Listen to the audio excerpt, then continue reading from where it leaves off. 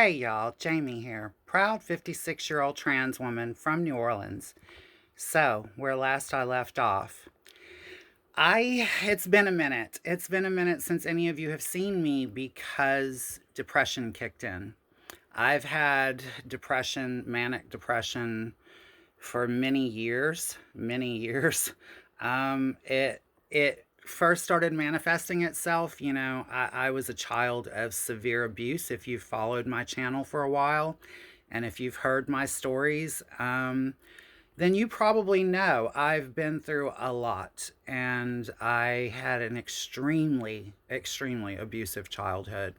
And, one of the results of that was chronic depression. And when it kicks in, my first instinct, y'all, is to completely shut down. I shut down, I withdraw, and I pull inward, and I kind of metaphorically and literally sometimes curl up into a fetus, like a little fetus. And it's really not something I'm proud of because, and it's nothing to be ashamed of either, don't get me wrong. But I'm not proud of it because I pride myself on being so strong. I've survived so much in this world and I've been through so much. I have been SA'd more times than I can even remember. I don't even remember them all. It was so many.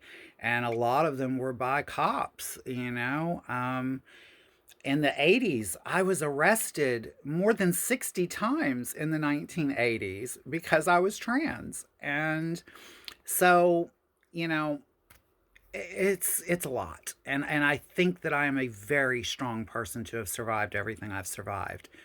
But yeah, I have my weaknesses and it, depression is a horrible thing. It's an insidious thing. It you separate yourself from the world, You withdraw and you separate yourself from everyone and everything.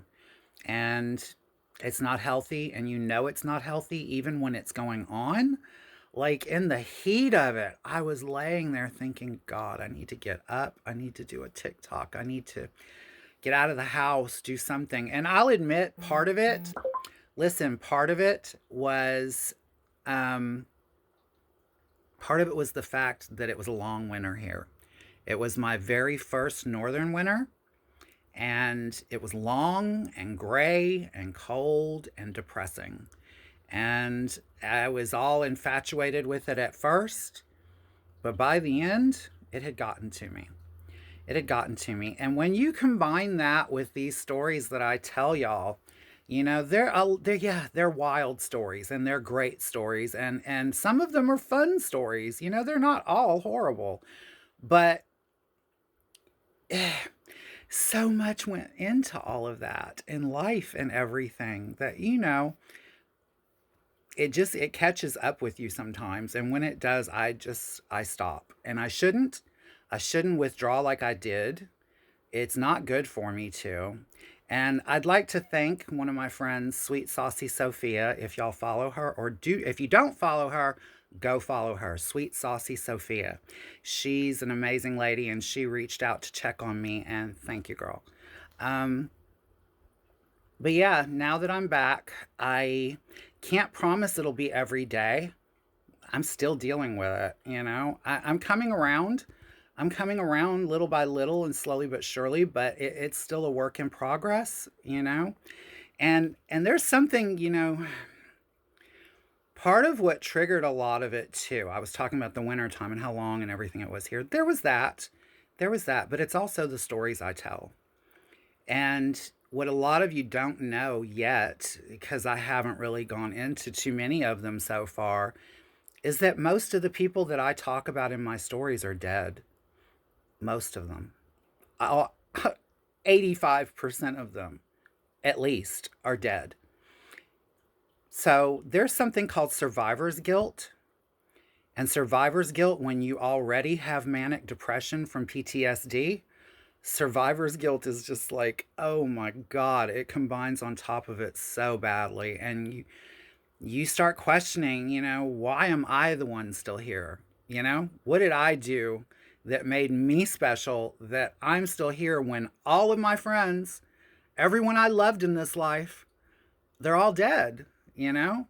I mean, there's a handful of us left. There's a handful of us left, but not many, hardly any, and that's why stories like your trans elders' stories, those of us that have been in the community for decades, our stories are important because we're so goddamn rare. We're so fucking rare. Most of us are gone. And the few that are left, we're not in the best of health, sisters. So hold on to us while y'all got us. And so, yeah, I do. It's important to me that I come on and I share myself. It is. It means a lot to me. But sometimes it gets to me, and it got to me in the last couple of months. And, so I apologize for anyone who's wondered where I've been.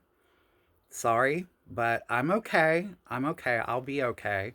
And I want to say that I love you all.